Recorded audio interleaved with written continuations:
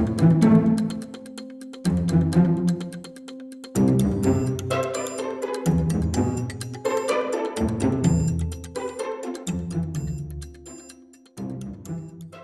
everybody, good afternoon, and thank you so much for joining us today.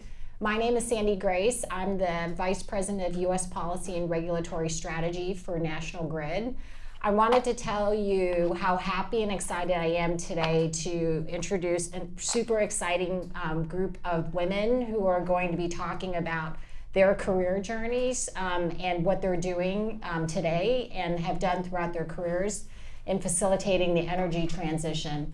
Before I introduce them, though, first I wanted to thank NYU for hosting us today, and I also wanted to acknowledge Sally LeBreur, who's our new president of our New York operations, for taking the time out of her schedule to join us today.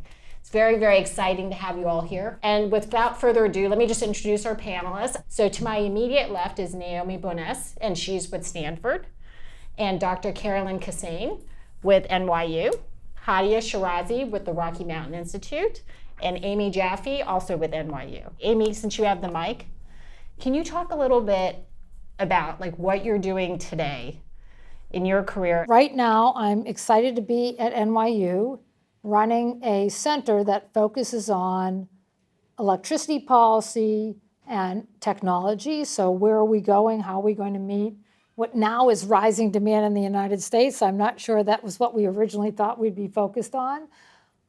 But thinking about how digital technologies and innovation are affecting the energy system writ large, but specifically, I think, with a focus on electricity. And I'm also still looking at the geopolitics of energy, which influences what we're using, how we're using it, what we're paying for when we think about the energy system. And working on thinking about climate change and resilience. So, how do we make ourselves, in addition to lowering emissions, how do we lower emissions, but also work with communities to make sure that they are resilient to major climate events and working to make sure that when we're helping communities, whether that's through new energy technologies or through emergency response, that we're including everyone, and that you don't have some community in different locations, that we don't stop hearing stories where you learn that a certain local community is the one that was hardest hit and they're not getting the most recovery services. How do we make that go away? How do we make it that everybody is being helped when we have a major climate event? How about you, Hadia? This is such a deep question of the origin story of a person. So I'm going to start first by telling you what I do now. Yeah. For the last year and a half, I lead the equity and community engagement work at RMI, focused heavily on decarbonizing heavy industry, which is responsible for a significant amount of CO2 emissions, criteria pollutants, and a host of other problems. Particularly in terms of legacy pollution that has been concentrated in communities that are low income, communities of color. So RMI advised 3 of the first 7 US hydrogen hubs that are obviously emerging around the country. And a lot of my work is now focused on thought leadership and developing case studies on first of a kind projects. The thing that I love doing on the side is working on adaptation. So I also advise the New York City Mayor's Office with a team of phenomenal experts and leaders in climate on how do we improve our city's resilience and hard infrastructure, but as well as policies and investments to protect the most vulnerable New Yorkers against intensifying droughts, intensifying heat waves that are deadly, and inland and coastal flooding, which is also very, very deadly for communities that are particularly low-lying and fully exposed. Why do I do this work? I grew up in Pakistan, so I grew up experiencing chronic energy insecurity. So half of my childhood was basically a blackout, and spent most of my childhood wondering why we didn't have any energy, and why my parents, who were both school teachers, and so we were very squarely middle class, were spending almost nearly half of their paychecks paying an energy bill for energy we never had, why we were experiencing scorching heat waves already at that point. And most recently, when I was home in April, it was 99 degrees for 5 days straight, with power outages and lack of energy to cool off. and experienced, along with that, environmental disasters. I went to Columbia University for my graduate work, and so that led to a rather it was a very interesting journey that began with managing the Carbon Research Initiative at Columbia University's Climate School. I did that for 3 years and realized it was fun to write policy and advise people writing policy, but not as much fun as doing the projects. And so this last year has been phenomenal in that way, that I get to roll up my sleeves, sit with developers that are tackling the most difficult problems, and actually come up with solutions. So hopefully that answers the question. Amazing. Thank you. So I sit as the Associate Dean here at the Center for Global Affairs. I've been with NYU for 20 years. So before I tell you a little bit about the energy work that I do, we have 2 master's programs, one in global affairs and one in global security, conflict, and cybercrime. In the energy space, I'm teaching this semester energy, environment, resource security, and in the spring, I do the geopolitics of energy. I don't have to teach, but it's something that I actually ask to do. It's something that I do outside of my sort of regular portfolio as the Associate Dean, because I love being in the classroom and I love working with students.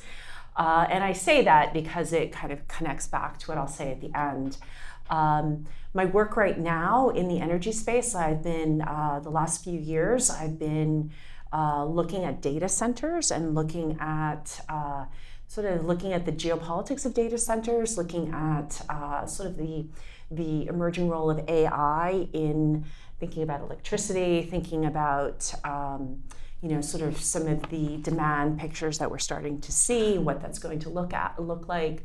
I also have a sort of second piece coming out about climate statecraft.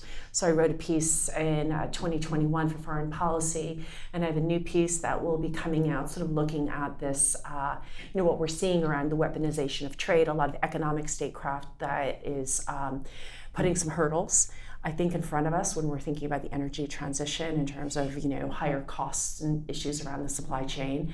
Also work very closely with Amy. In 2021 with Michelle D'Amico, who's here, we kind of had this idea to start a lab, to start the Energy, Climate Justice, and Sustainability Lab. So we were able to launch that in 2021 and then bring Amy on to direct it. And for a lot of the work that I do is actually working with students. That's really where my heart is to help to prepare them for jobs and careers in the energy space, and to be part of the energy transition. And I should say how I got started. Well, I also went to Columbia for graduate school, and while I was at Columbia, I had an opportunity to do an area language studies fellowship that took me to Russia and to Kazakhstan. And it was then that I was seeing very, very firsthand the role of natural resources in the sort of political transition that 2 countries were going through. So that sort of just kind of catapulted me into this space in terms of looking at the geopolitics of energy. So my first course was the geopolitics of oil, and now it's the geopolitics of energy, which I think is also kind of part of the story that we're talking about. And I'll stop there, but it's great to be here. Thank you. Naomi. I do not like going last. This is like a hard act to follow. I'm so honored to be here with all of you. Sandy, thank you for inviting me. National Grid, thank you, Sally and Dawn.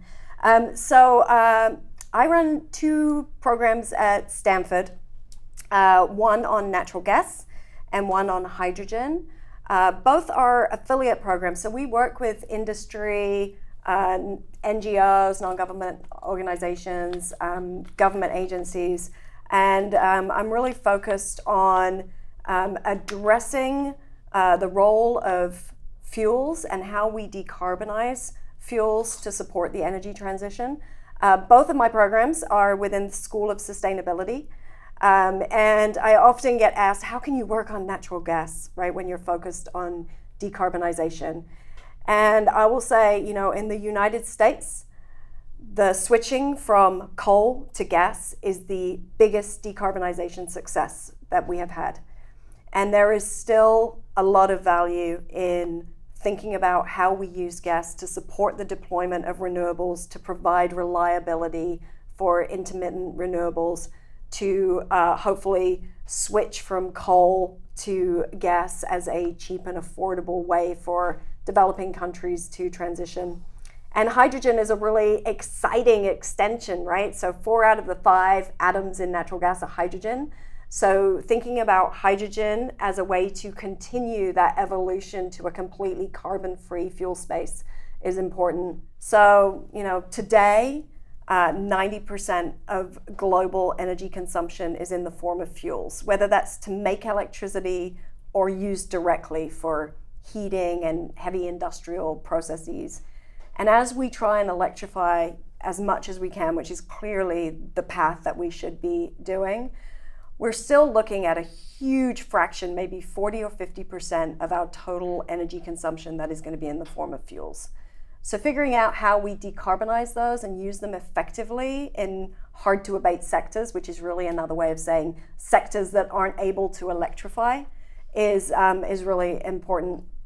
I'm a geophysicist by training. I spent my graduate life traipsing around in California studying earthquakes and in the Philippines studying volcanoes. And I went to work at Chevron because I was just nerdy and wanted to work on big data sets. I don't think I realized my life calling was energy until much later on. And at Chevron, I got to live and work all over the world, and I got to see firsthand what energy poverty is really like. And obviously, I wasn't experiencing it as a native in those countries. I was seeing it from afar, but it inspired me to leave Chevron and come back to academia 5 years ago.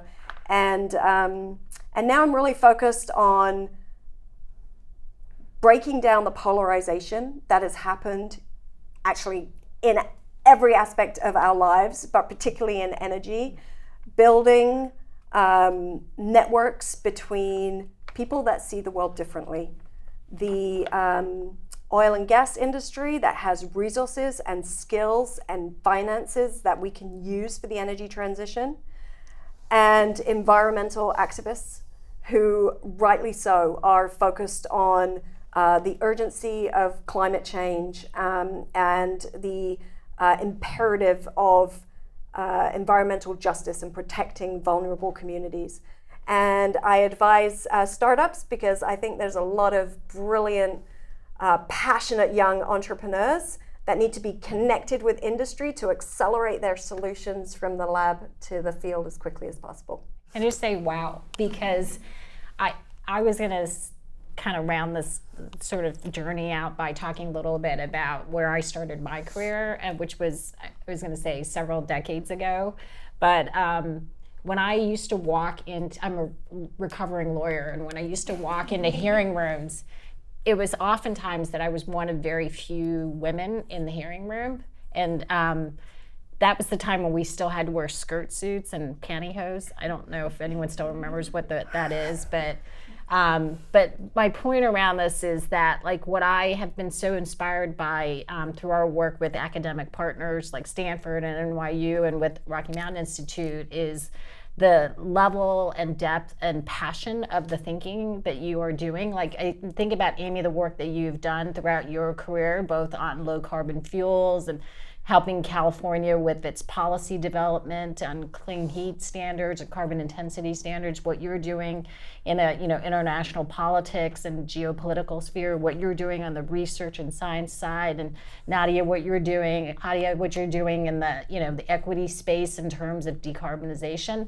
They're all very, very different aspects of energy transition issues. But Naomi, what you said about the challenge of bringing people together, of different views, that is critically, seems like one of the biggest points of impasse currently in effectuating the energy transition.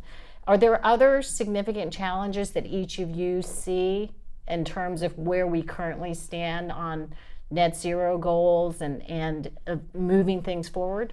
There are a lot of challenges, opportunities, right? There's I think obviously we have net zero goals, and I think we often talk about 2050 as being the target, and I think that was a round number that was thrown out a while ago when it seemed like it was a long way away, and now it's getting there. We're really close to 2050, and we still haven't figured out what our pathways are to net zero. So I think we have some sort of work to do on really understanding what we're willing to sacrifice, because everything is a trade-off. As we think about the energy transition, we often, use words like reliability. So everybody wants to come home and flick the switch and have their lights come on. We talk about affordability, right? We want our energy bills to be low. I live in California. I just got my electricity bill and it's 56 cents a kilowatt hour. That is 4 times the national average, right? I think we really need to establish what our priorities are, because this is getting in the way of us really putting in place, I think, clear solutions that policymakers can put into effect. And the truth is that we all have different priorities, right? As human beings, right? We go through our lives, some of us are more focused on how much something's going to cost, and others are focused on the quality, energy, any product in your lives. And so, I think coming together to really establish what the priorities are is a major challenge that we have to overcome before we can put in place the technical solutions that are going to get us there. So thank you, Naomi. You said it so well. So I agree that we need to build a lot more. I think a lot of this is an infrastructure story that is that comes. In fact, I'm looking at our friends from the Quebec government office, and they ran a great event on Monday evening, Build Baby Build, right? Because we do need to build a lot more when we look at transmission, when we look at so many projects. We are here to talk about the energy transition and the idea of cost.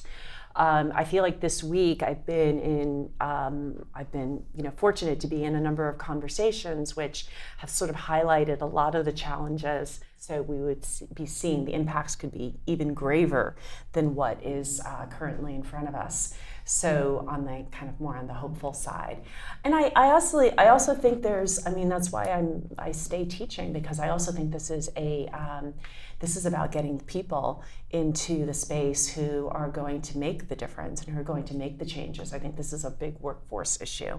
When we're thinking about electrification in the United States, when we're thinking about all the things that need to happen, addressing energy poverty, I think climate finance around the world is a massive, massive issue. So I think this is like the $1 million billion question, right? And I think that I look at it in a couple of ways. The first is there's needs to be understanding that we cannot reconcile very different timelines.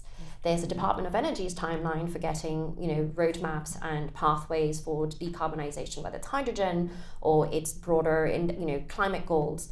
And then there are timelines that communities have. Then there are timelines that individuals have. And so most people that are low income, that are dealing with all types of, like the fact that most cities, localities are dealing with crippled wastewater infrastructure, crippled water infrastructure. Water infrastructure is supposed to last 75, 70, 80 years. It's not supposed to last forever. Yep. The United States has a D rating for all of its infrastructure. I do not wish to look further into seeing what the rating is for wastewater infrastructure in particular, but it is crumbling and falling apart.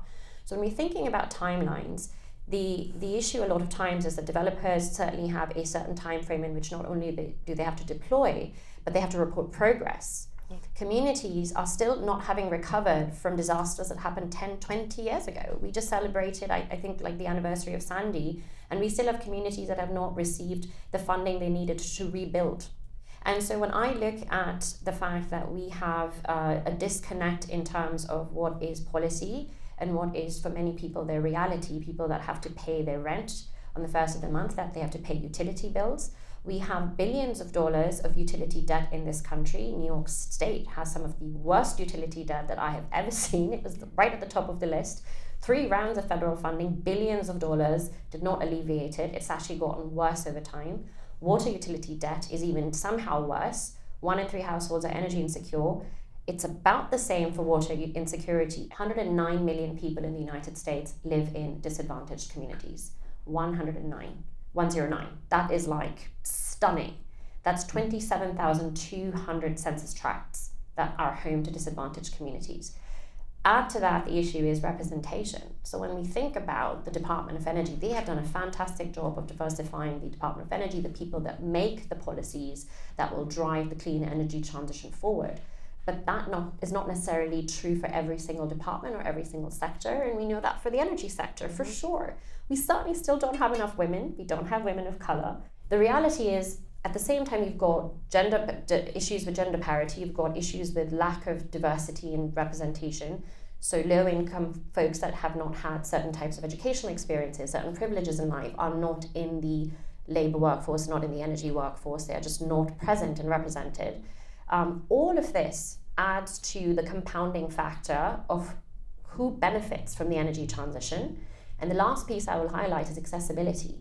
There are hundreds of languages spoken in the United States, yet we primarily still communicate in English. And whether that is the Federal Energy Regulatory Commission, FERC, which is responsible for regulatory policy for this country's infrastructure, energy infrastructure, or public utility commissions that hold critical hearings on siting and permitting that allow these projects to progress.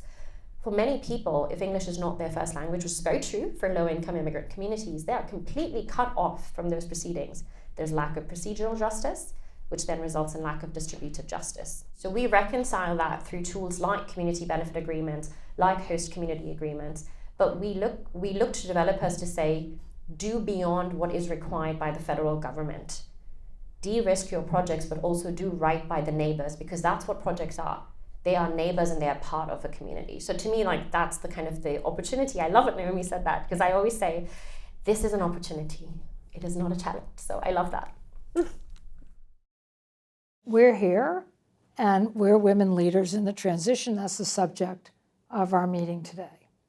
So like Carolyn, I've chosen to have a career in the public sector as an educator, had ample opportunity to go to the private sector, and I'm not criticizing. We need everybody and talented people to be in the private sector so we can solve these problems with people in the private sector. I actually studied Arabic as an undergraduate in college, and then I became a journalist. And part of the reason I became a journalist, so I'm telling you all the story because you're sitting here now with me and I'm your professor for many of you. I became a journalist because some man who ran the Arabic department at my university told me that I was a talkative, lively person and I wouldn't be a successful professor and I should be a journalist. But I'm sitting here with you today. And I used to go to meetings where people are talking about energy geopolitics or energy justice and subjects like that. And people are saying things in the room, people who'd been older than me and definitely more experienced, but I had things I knew, and I knew those things were factually true. And so, but no one would call on me because I'm the only woman in the room. And I'm a young woman. So I have this joke with Catherine McKenna, who used to be the Environmental Minister of Canada. She had this expression, take the microphone. So I would be in the meeting, and people would be pontificating about something, energy security for a crisis, like in a hurricane or some of these different things. We're talking about what the U.S. government should do or what the company should do and what we should be communicating. And so what I used to do, because I want to be impolite, is I would wait until someone was like taking a breath. Do you know what I mean? Like someone's speaking, they'd stop and take a breath, so there's a pause. And then before the moderator could call on another man in the room, I would start saying, I've been listening to what everybody's saying, but there's this reality that we know from studies, actually the communications that should be coming from companies should really be this and not that, because if you've got to communicate what you're saying, you're going to communicate, you're going to make the problem worse. So my message for you, all of you there, and to the younger women who'll be listening to the podcast, is that's why I'm a professor. I want you to come to school, or if you're already out of school, be a lifetime learner using good sources, right? If you know what you're talking about, take the time to know the data, right? And then don't be afraid to use your voice. You have an equal voice you have an important voice. And that's really been the lesson of my career. We are going to have an energy transition. We know a lot of what the technologies we're going to use are. Some of them are difficult to deploy. Some of them mean that we actually aren't going to have to make these giant sacrifices that people tell you you're going to have to make. Some of these technologies are what I call a superior technology. We have a lot of superior technology to throw at this problem, and it's going to mean in your future house, in what you're wearing, in what you're eating. You know, we're going to be able to do things that are very, very sustainable. And the journey is really thinking about, as Carol and Naomi are saying, you know, what is the process by which we don't lock in the infrastructure we have, but we get these improvements to people? And how do we train the generation of people? And so people who are going to do future building efficiency and future building systems, whether that's for water or whatever, a lot of that's going to be digital, right? And so you have to retrain people to integrate their knowledge of a building with the sort of digital tools that are going to be used in the future, right? And it's the same thing with the automobile industry. People are literally working on quality assurance because quality assurance is all the more important in your electric car or your hybrid electric car. So you've got people are retooled, they're working with robotics, they're working with automation, they're making sure that every car is done perfectly. We have all these new digital safety systems going in. So I feel, you know, kind of optimistic that we're going to superior technologies. We're going to things that are going to, hopefully, you know, unless we have, you know, bad decisions on how we handle privacy and AI, you know, we're basically going to greatly enabling technologies. And they're technologies that are going to mean that we can implement the transition. And actually, these cleaner technologies in the end will be less expensive than the technologies we've used in the past and the fuels we've used in the past. We just need to be open to the idea that the way you did something 20 years ago or 10 years ago is not necessarily how you're going to do it going forward. And that there are these innovations. I tend to feel optimistic, and so that's my message to you. You know, you're here because you're committed to it, and, you know, you are the driving force. And don't let anybody tell you that you're not the driving force. Don't let anybody tell you that if you're lively and entertaining, you can't be a professor. Those make the best professors. Yeah, exactly. This is exactly the kind of inspirational reason why I wanted you to be on this panel. And so similarly for you, Naomi, why don't we start with you? Sure. What is one thing you would tell your younger self? I spent a lot of my earlier career in rooms full of men where I was the only woman. And actually, last year I went to an investment conference. I was an anomaly for two reasons. I was the only non-billionaire in the room.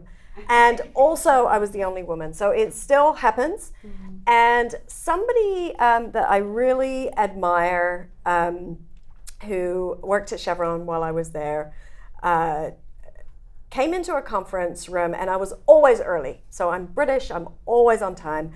But I was kind of sitting off to the side, like I didn't want to, you know, take up too much space in the room. And she said, "What are you doing? Sit in the middle of the table." And from that day on, every meeting I showed up to, I planted myself in the middle of the table. I came prepared, I was on time, and I used my voice. And I think, you know, don't be afraid to speak up and control the room. Yeah. Carolyn? That's great. Yeah, no, definitely never be small, right? Always take up your space. Yeah, you know, I've been very fortunate. I've had some wonderful champions in my life. In graduate school, I had two advisors who really put a lot of faith in me. One who said, told me to get out of school so I could go and do things, and the other one who said to pay it forward. That's one of the reasons why how I teach and what I do as an advisor. But I really do feel like it's like, don't wait to do something, I think is really important. I meet so many incredible people in this space who, I mean, just young people who are just out there thinking differently, really sort of challenging the status quo in so many extraordinary ways. So I'm, like Amy, I'm incredibly inspired by what people are doing in the tech space. I'm also inspired by young people who, over the summer, I worked with a group of high school students, and two of the high school students sat in the room, and when they were asked why they were doing this summer program looking at carbon capture, they said because they have asthma, and there are many people in their families have asthma, and they come from a part of Brooklyn where the air quality is much poorer than, for example, what you would find here, and that was inspiring them to go and study climate change and to go work for change. So I think, kind of be the change you want to be. I think there's so many opportunities, so to seize those opportunities. So I think if I could build like a time machine somehow and go back to, especially when I was like 20 something and like didn't know exactly what the story was going to be, and I was still at an age where I thought it was really responsible to have a 5-year plan and then the 10-year plan and the 15-year plan. And I laugh at that because it's just, it is being young where you think I'm going to do this and this is going to do this and this job and then this thing. And the first thing I would say to myself is you are exactly where you need to be, which I love now that I can look back at those moments of not understanding of the one walk I took with that professor who was supposed to give me advice on what I was supposed to do with my life, and who said to me, and this is the part I forgot to actually mention in the first question, where he said, so Hadi, it's great that you're working on girls' education and you're trying to get all the girls in school through the One campaign, and you're a Girl Rising ambassador, and you're working on adaptation with the World Bank, and you're on a mission about sustainability, but you realize that if we lose on the climate change is an energy problem, we cannot solve the energy problem, and the planet is over. It will not matter if you got all the girls in school, because it's game over. And so for me, what was really interesting is that the winding road that you cannot necessarily see where it's headed, as long as you can see the next step, you take that step. There is a degree of needing to be comfortable with uncertainty. I cannot tell you how empowering and important that is. You have to become comfortable with not knowing, because there are all of the unknowns that none of us know. So first thing I'd say to myself. The second thing that I would say, which I think is an interesting combination of what my parents have said and what the founder of RMI, Amory Lovins, has said, and I think they just come together really beautifully. So Amory has written this really phenomenal essay, which I would encourage you to read, but he talks about what is applied hope. Applied hope is our motto, it is our slogan, it is what we live and breathe at RMI. And he says that applied hope is a conscious decision of head and heart, right? To do these difficult things, and the energy transition is probably a classic example of something difficult, right? To make that conscious decision with head and heart, to do all things with great courage and great love, and you will see that they will be extraordinary, because the end bit of it is that, like, all of us have a role in what has to happen. All of us have a role to play. We will come at this problem from different angles. Every single person is needed. So no matter what you're passionate about, I can bet you that there is a relationship to solving this energy problem. There were a couple things that I heard out of that which really resonated for me personally, because when I was a younger attorney, I would oftentimes wait for permission to speak, especially if I were with more senior law firm partners. And oftentimes I knew the subject matter because it was my area of focus, but I wasn't sure that I had the permission to speak. So I appreciate you saying that, because that's in part what I would tell my younger self is don't wait for the permission to articulate your opinion. If I've worked hard and I've done the research and I've done the thinking, I can support what I'm going to say. Don't wait for the permission to speak. I think the other thing, Hadia, that you mentioned, which was really resonated for me, is this: don't be afraid to try things and fail. So one of the things that we are going to need to do in this energy transition is to try a lot of different kinds of technologies, because there are lots of things that you're working on, for example. But one of the biggest mistakes that we could possibly make is ruling things out too quickly and picking technologies when we have a very big challenge and also a very big opportunity to look at technology neutral solutions to effectuate significant change, which is ultimately what I think we're all working towards. Great. Naomi, I was wondering if you talk a little bit about the technology piece. Just Oh yeah. Yeah. So on the natural gas side, one of the biggest things that we can do that is going to have a massive impact is to reduce methane emissions. Yeah. And this has really kind of become a mainstream issue over the last year or so. So at Stanford, we have sort of adopted the position of technology tester, I'll say. So we have a bunch of graduate students right now. They're out in the desert. We release methane, which seems like a terrible idea, to work with. We have 9 satellite companies that we're working with that have methane detection technologies on board.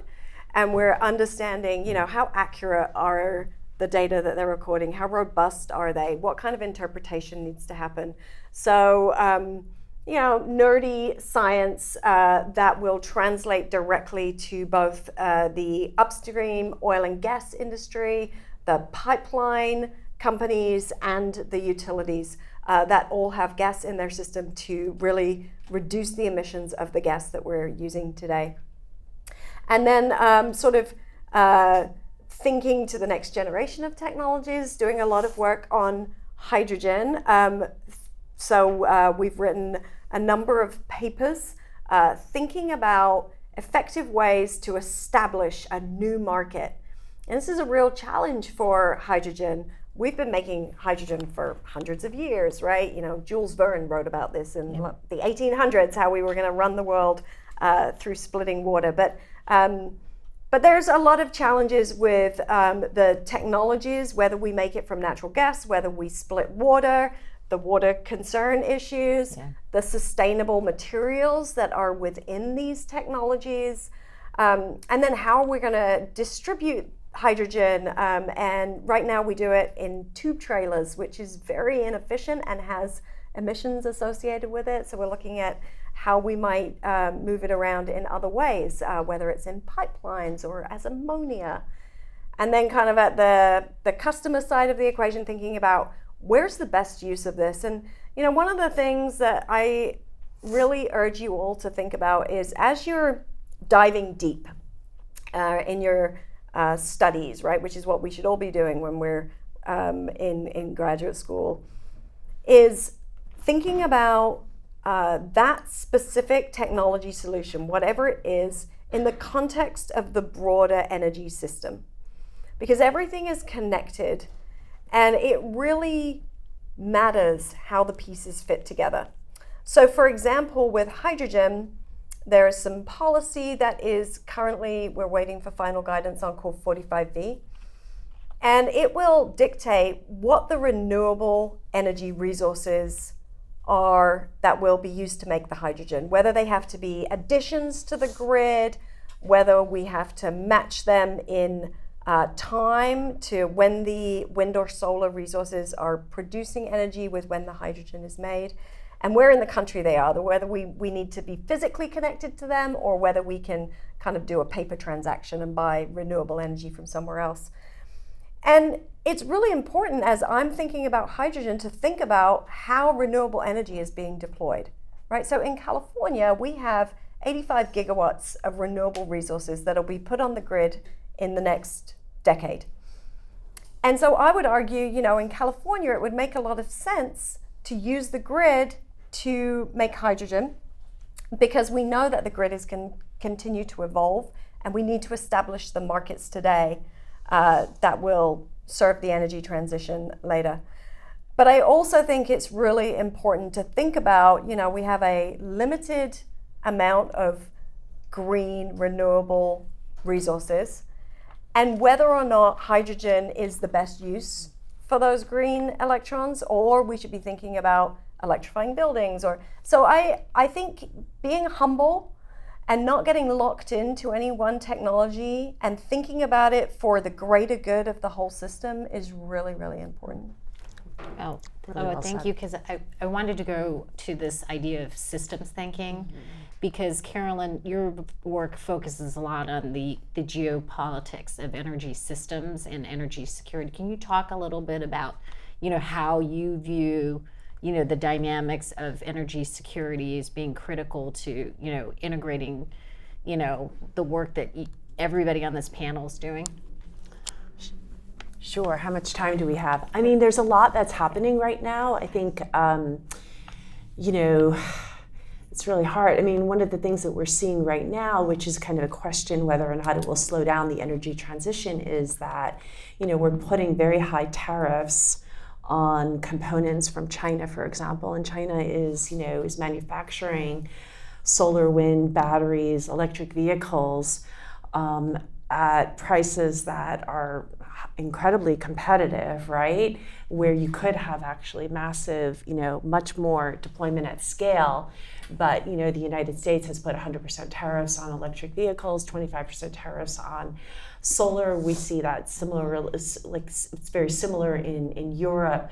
So, and I think that the United States will be putting pressure on countries to not buy from China. And of course, we've also seen in terms of even just most recently, internal components for the dashboard, for example, that no longer can be imported from China. So I think geopolitics is constantly, for me, it's something that I look at.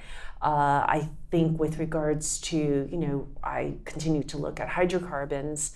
And, I always tell my students that, the United States is the largest oil and natural gas producer. In 2023, we became the largest LNG exporter.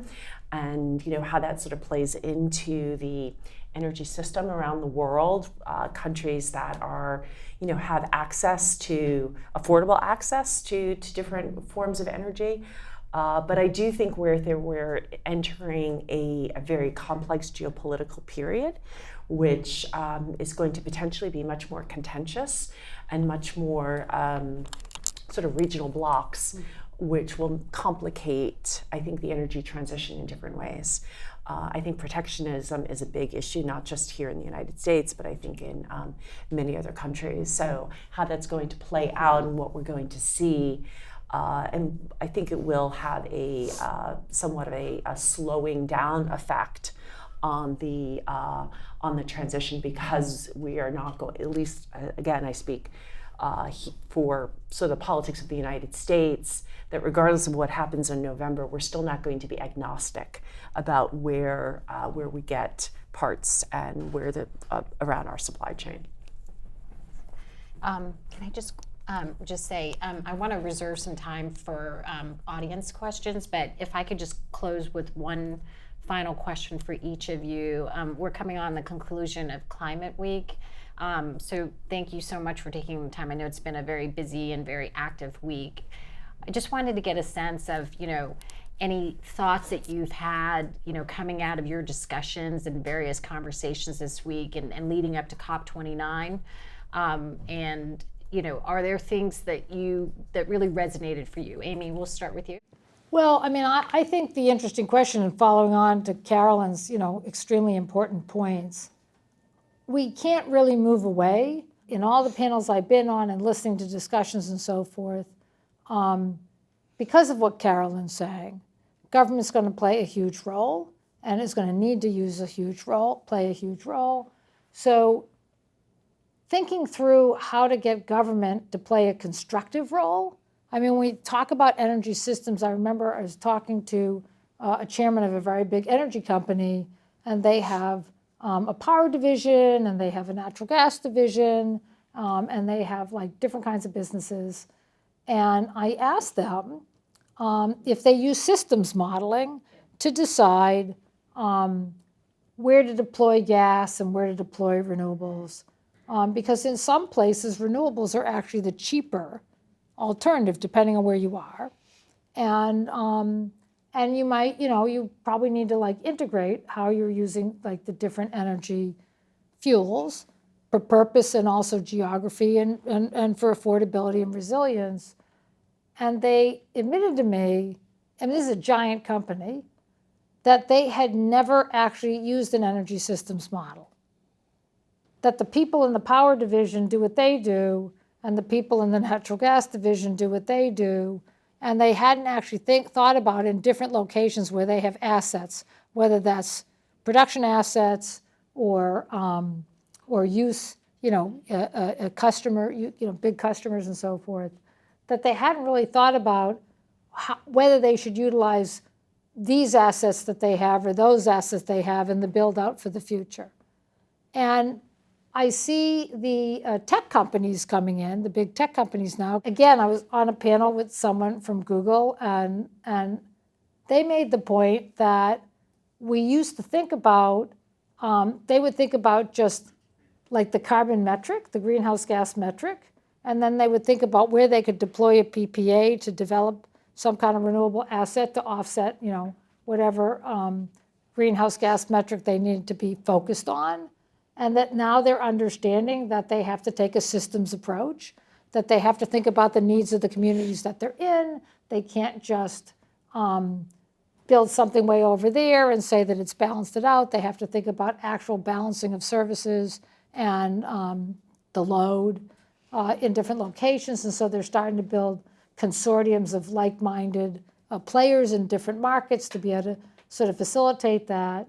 And then another person, Kate Gordon, who was also on this panel, who was both an advisor to Gavin Newsom, the governor of California, on climate change, and then went on to be a senior advisor to Jennifer Granholm as Secretary of Energy.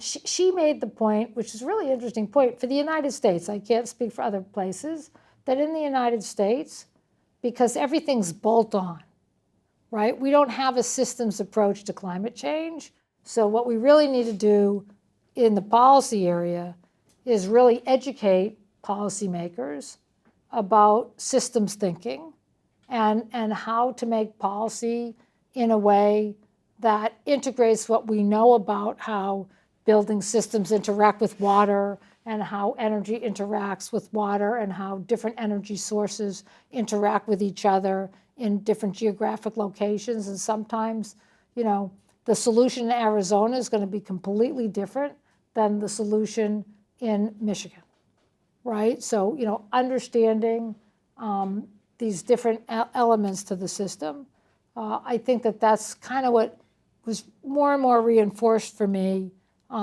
this week in thinking about, what is the path forward and how do we have to look at the policy framework to really be able to tackle this problem. How about you, Hadia? It was a very inspiring week, and I think I would highlight one example that was just yesterday. So I was very lucky to have the opportunity to moderate a very interesting group.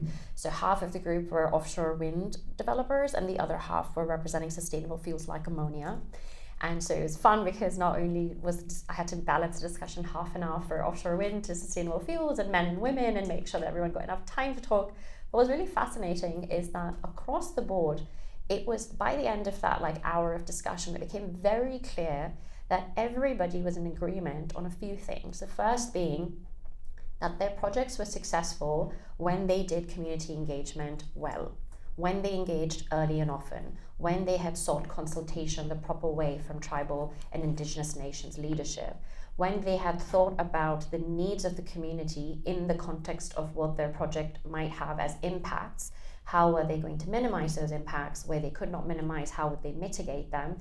And where they could not mitigate them, how would they compensate them?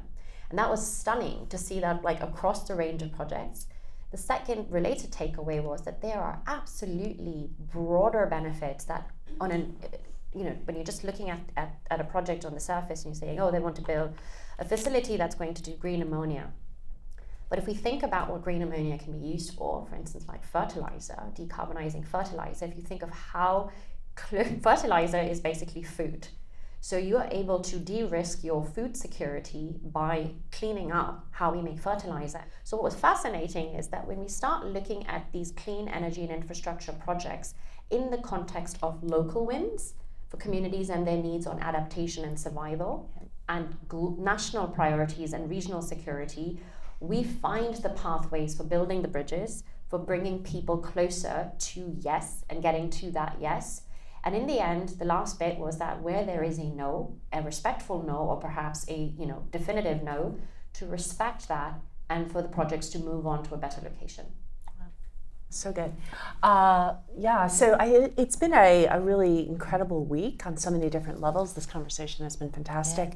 I have learned a lot. I've had wonderful conversations. I do go back to a conversation. I hosted someone in 2006 who was actually on his way. Actually, no, he went into the Obama White House, but he told students that, this was in 2006, he's like, energy, food, and water, there will be jobs in energy, food, and water. And I'm kind of coming out of Climate Week also being reminded that energy, food, and water continue to be really important. So I'm glad that we have students that are so interested in those spaces.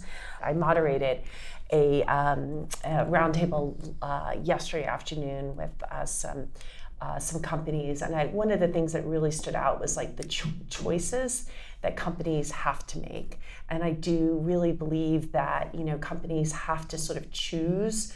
Yesterday's conversation was specific to sustainability, but the choices that those companies at the table were making, sometimes they weren't waiting for regulation. In some cases, they wanted more regulation. In some cases, it was about culture.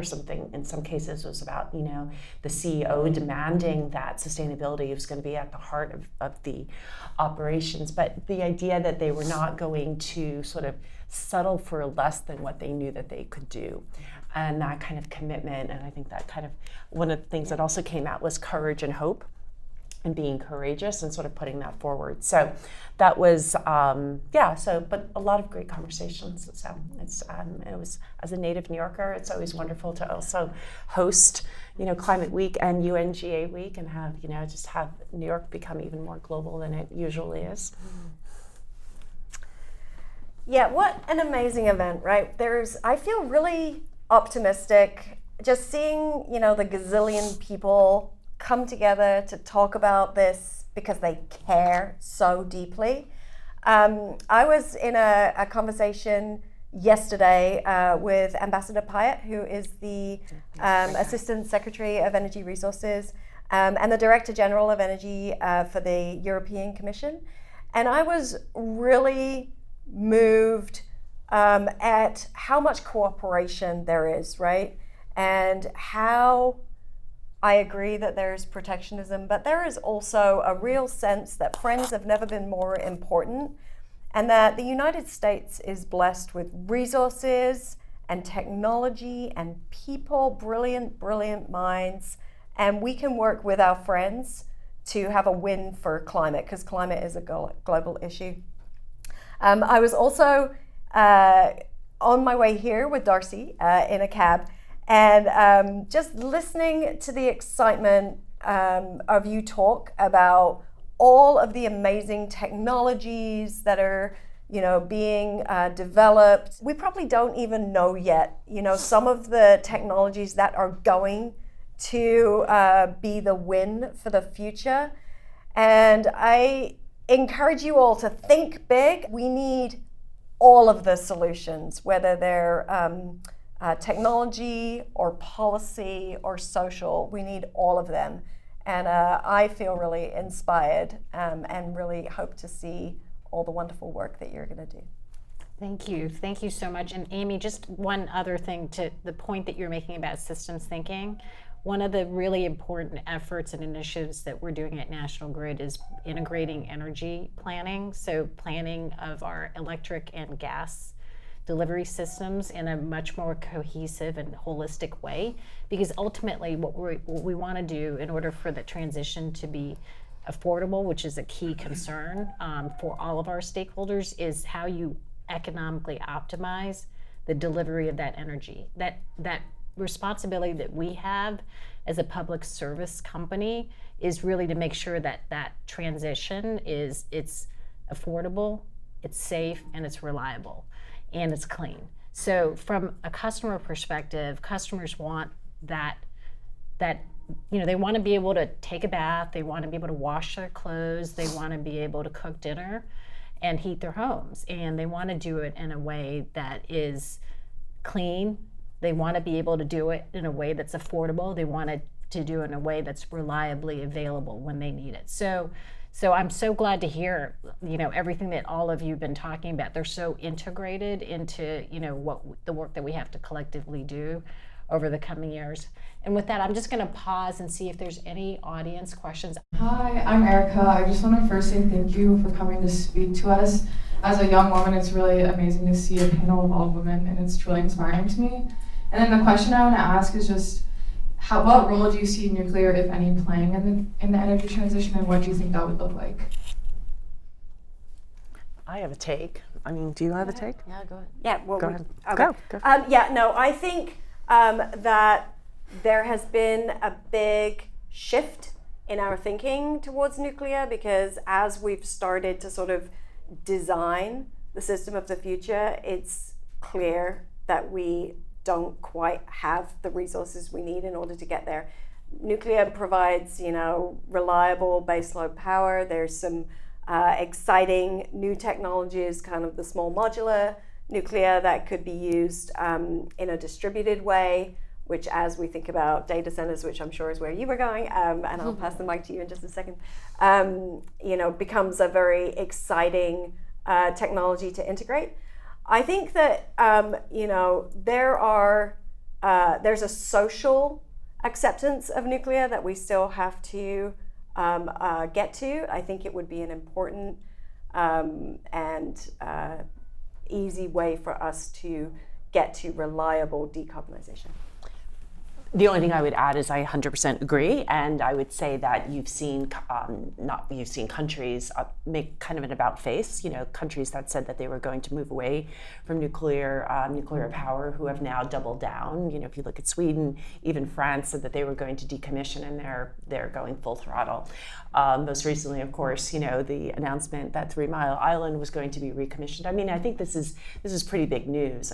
I think when I see Indian Point sort of open up again, I think that will also be quite interesting. But I think you've seen a pretty significant rethink around nuclear energy here in the United States.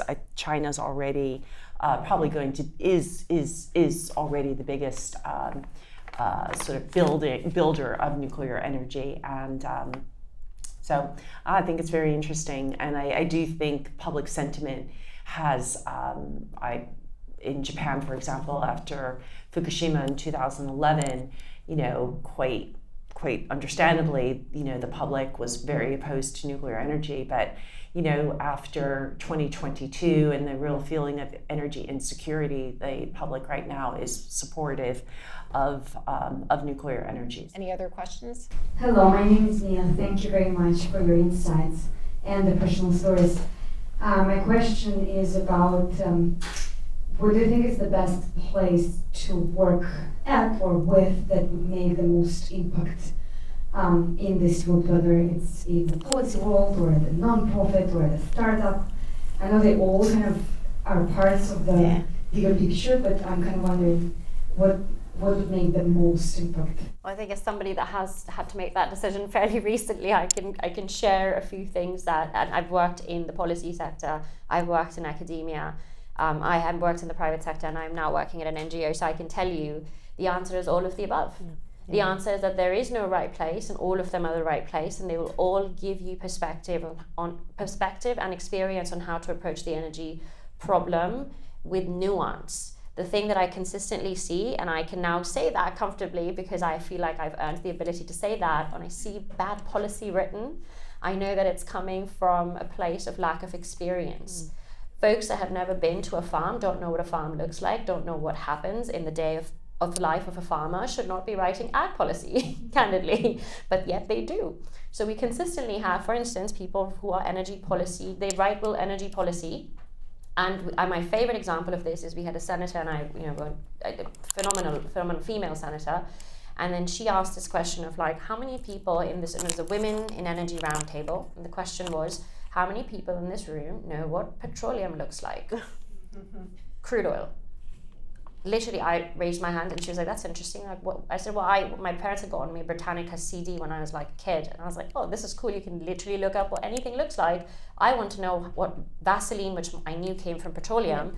I want to understand how this happened. And so I knew what it looked like. But for most people, if we cannot answer the fundamentals of where things come from, why did we build things the way we built them? Why do we do the things we do the way we do them? We cannot then be thinking about ways to change them. And so I would say, pick what you enjoy, pick what excites you and what you're curious about, because you're going to thrive at that naturally. And then, like I said, you just need to see the next step. You don't need to see the whole journey, and you're going to get there. So I just want to add a point. When you talk about impact, sometimes you have to keep an open mind, because when I was in California, everybody's working on EVs and fuel policy and so forth. And in looking at what we were doing, my group, we realized that actually it'd be faster for California to decarbonize transport if they would focus on freight and trucks. And so we came up with that. We kind of made some presentations that showed like what that looked like factually. And people in California government agreed. And then our group got grants to do things on freight and trucks. And that meant that a young woman who's now teaching carbon accounting here at NYU had to learn all about trucks and motors and trucks. And we had to learn about the truck fuel system and how trucks operate and SOx and NOx from trucks' engines and different kind of truck engines. And I can't speak for her, but I definitely found it not interesting. But I have to say, it was one of the more impactful things I've done. We came up with a set of recommendations. California has a sustainable trucking policy now. There's been a lot of progress in innovation in freight and port equipment, and no one was focused on that before. And so it was definitely one of the more impactful things I've worked on. And so sometimes you have to just, nail down and commit because something could be very important, and say, well, I'm going to work on this because it's very important, even though there's somebody else working on something that seems much, sexier. Sometimes we have to really nitty-gritty down on things that can be very impactful. All right. Do we have any other questions? We have one last question. Hello, my name is Christine. I'm just wondering about the fuel program that you mentioned in California. How far off do you think we are in the Northeast to implement something like that? Were you talking about the carbon intensity standard? Yes. I think that in the Northeast there have been and there are continuing interest in looking at ways to look at carbon pricing in order to evaluate how that plays a significant role in furthering along the energy transition. And I think well-designed carbon pricing can do that. But there's certain aspects around program parameters that are really key, which have to deal with like also balancing affordability and the applicability of that pricing across an entire economy and how that rolls out over time. Because at the end of the day, you could put into policies, that can be very, very effective, but also be very expensive. So I think that when we think about the core, we call them like the trilemma of the energy transition, it has to be reliable, it has to be affordable, and it has to be clean. So those are the three objectives you want to try to attain with any program or policy that you put into place. So to answer your question, definitely there are things that the Northeast is looking at and in consideration. All right, with that, I'm going to wrap up the panel. I'm going to thank our wonderful panelists for joining us today. I want to also thank NYU again for hosting, Michelle D'Amico for organizing this for us, and I would be completely remiss if I didn't recognize Don Chabazbor because he's the one who suggested we do this panel. And really thank you all for being here today. Thank you. Thank you, Sandy.